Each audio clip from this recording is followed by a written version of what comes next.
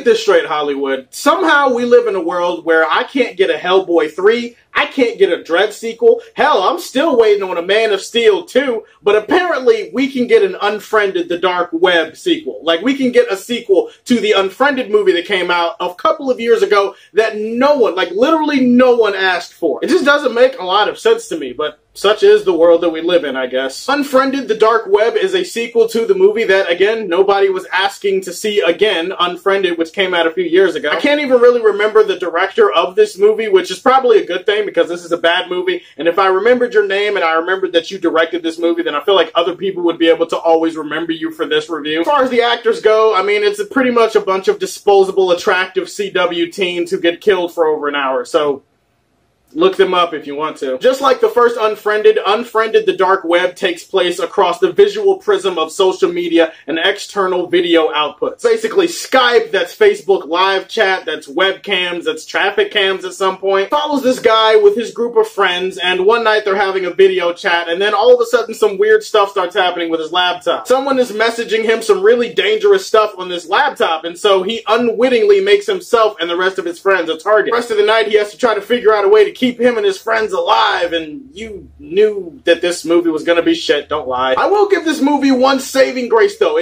one little morsel of positivity, and that is that it tried to do something different. A lot of times when we see sequels in Hollywood, we see sequels try to double down on everything that the first one did, and unless it's bigger and executed way better, usually it falls flat. But this time around, they actually have a sequel that tried to take a different approach. You see, the first Unfriended was kind of a supernatural horror movie. This one definitely is a lot more grounded than the first one is, and whereas the first one was kind of a character study that also had kind of a message about cyberbullying, this one, there is no such substance to be found here, but they do try to take the characters in different directions than what they did in the first one, so, I mean, that's something, right? I'm going to put aside the fact that this is an assembly line cash grab movie that is only put out there to put asses in the seats instead of actually trying to make a quality film. I'm going to put all of that shit aside, and I'm actually going to look at the filmmaking. And the filmmaking, I mean, there's not much here, folks. As far as the acting in the movie goes, I mean, sometimes I can tell that the actors are trying. I can tell that they're giving a good effort. Let's face it, they're not on the most expansive set in Hollywood. I mean, they're pretty much just getting shot on webcams the entire time. So sometimes you can tell that they're trying, and then other times the acting is, I mean,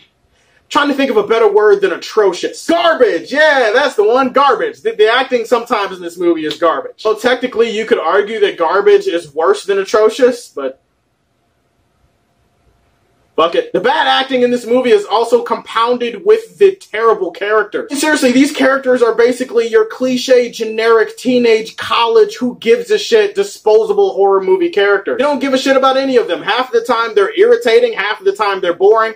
All of the time, you're rooting for pretty much most of them to die. They also make a story decision in this one where they try to insulate a character from the rest of the characters when they're going through these dangerous situations, and so it makes you feel like you're going through kind of a double jeopardy here. For some strange reason, they structured the story to fit around one character, and they didn't include all the characters in it until much later on in the movie. So as a result, we see characters that are reacting to situations that they've all gone through together twice, and as an audience, we have to react to it twice too. I don't know, I just didn't really like the structure of this movie, the way they told their story. I feel like they could have grouped all the characters together, had them all go through the same shit, and it would have felt more inclusive. You have your usual leaps in logic and total inconsistencies in this movie. You have a bunch of really serious, horrifying situations that somehow are executed so poorly that you can't tell if you're supposed to laugh. Then by the end of this film, the story just completely goes off the rails, and it kind of reminds me of a movie that came out a few years ago called Nerve. No spoilers in case you haven't seen that movie, but if you have seen that movie, the ending of this movie is pretty much just like that, and I checked out. I didn't care anymore. I mean, seriously, Hollywood, of all the sequels that we could have gotten, this is the one you wanted to invest in, this is the one you put into production, this is the one you decided to release to theaters. Did we really need this? I mean, why? Why was this movie even made? Why?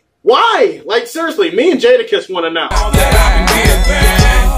It's this pain that I've been living. They got me in the system.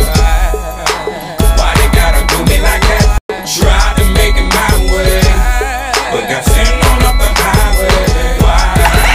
Oh, why? Yeah.